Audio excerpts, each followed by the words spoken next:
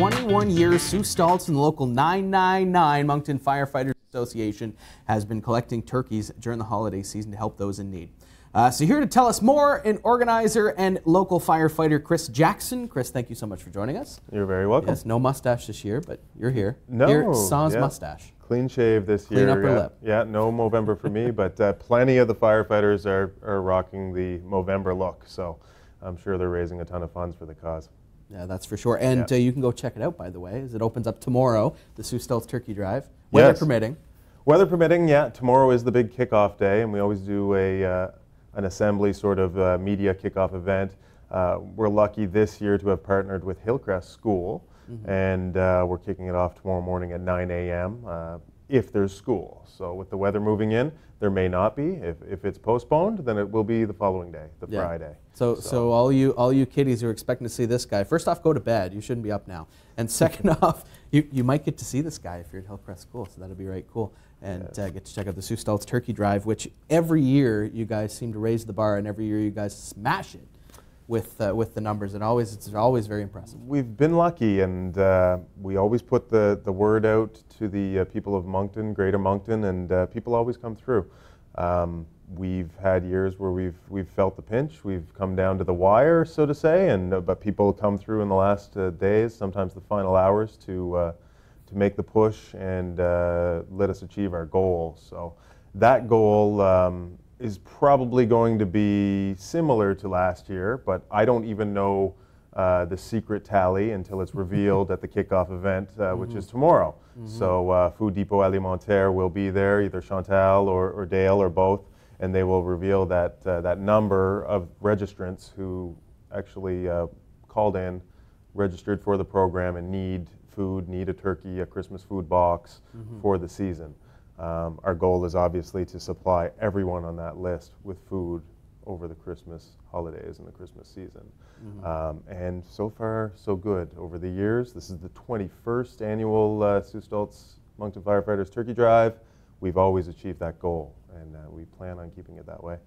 No, for sure. And we did just have Chantal on, of course, Food Depot Alimentaire. We were talking about the Christmas boxes. They anticipate 1,700 is what they're looking at in terms of their Christmas boxes. Yes. So not to put any pressure on, but that's what they're looking for. And they do get some significant help with the Sue Stultz Turkey Drive. So certainly just one of the many beneficiaries of that whole thing. So it's a very widely I'm trying to say something with that, but it's a lot of people benefit from this program, and it's a huge thing in our community. They do, yeah. So most food boxes do receive a turkey inside. Now, a lot of people ask me, well, does everyone have the means? Does everyone have an oven to cook the turkey?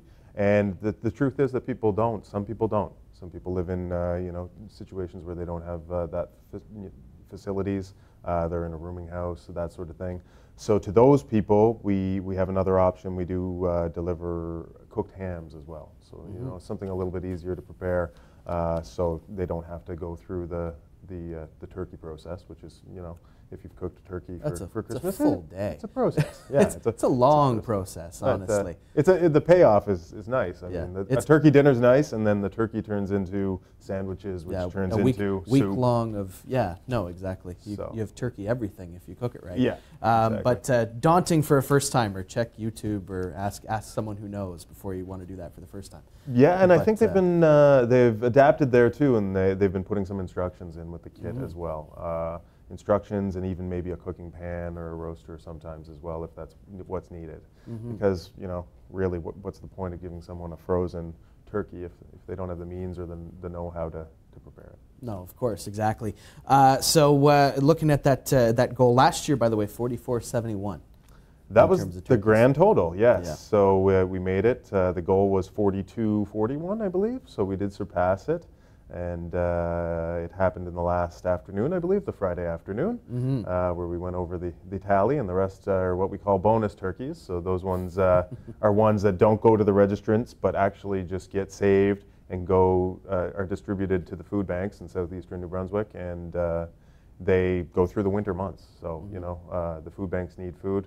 They need to prepare meals. The food banks are great at preparing and stretching those meals really, really far. So, as I said before, with the turkey dinner to the turkey sandwiches, to the soups.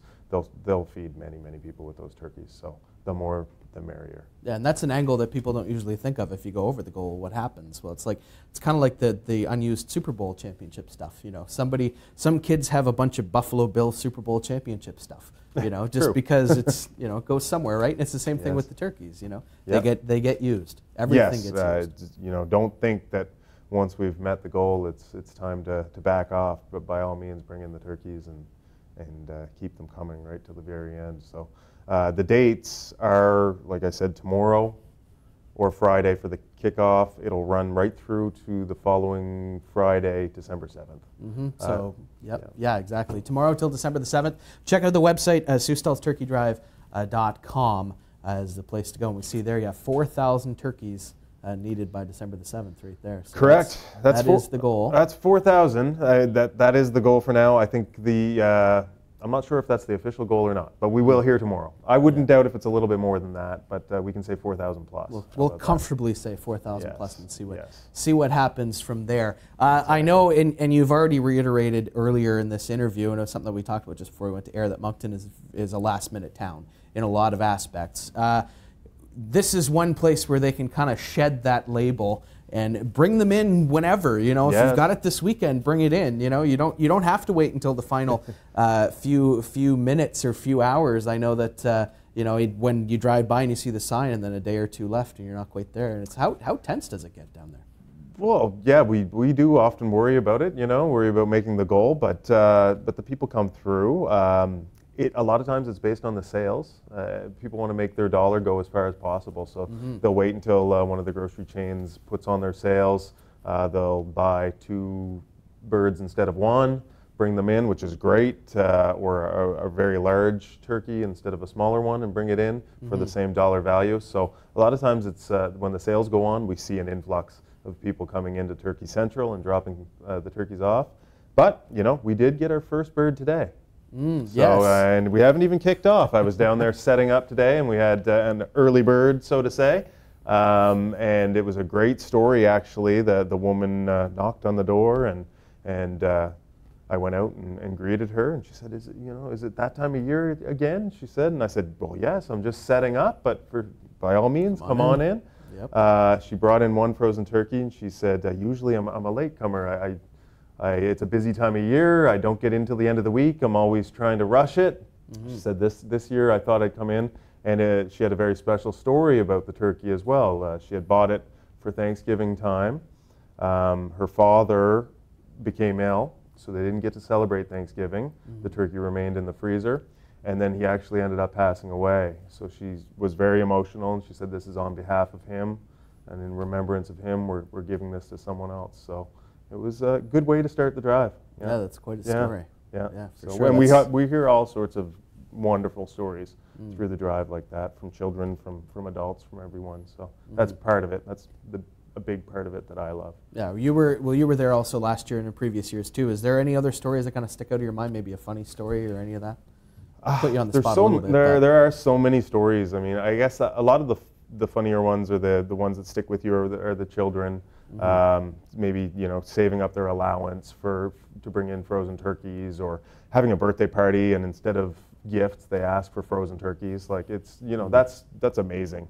You know, what a lot of kids just ask for toys or video games or something else, but to bring in frozen turkeys for your, you know, from your friends and ask for that. I mean, I think it's funny when that request comes out to the other parents, but then you know, it's great to give back to the community. So the kids are really proud to help out. And that's part of Turkey Central too. That's why we keep it local. We keep it there every year, and it keeps kids coming back. Some of the kids now are adults, and they said, you know, this is the 21st annual, and they say, we've been doing this for X amount of years, and we'll keep doing it, and our kids will come back too someday. So it becomes a tradition. Yeah. So just to reiterate, where is Turkey Central again? Turkey Central is where it normally is. It's Fire Station number 2, St. George Boulevard, on the corner of St. George and Milner, right across from the entrance to Centennial Park. It's down back, so it's down in actually an area we call the training division, but it's down back where it normally is. This year, it's going to be a little different, a little busier, but because the upstairs is under renovation, so that's normally where the firefighters that are on duty work. but they're actually living downstairs now.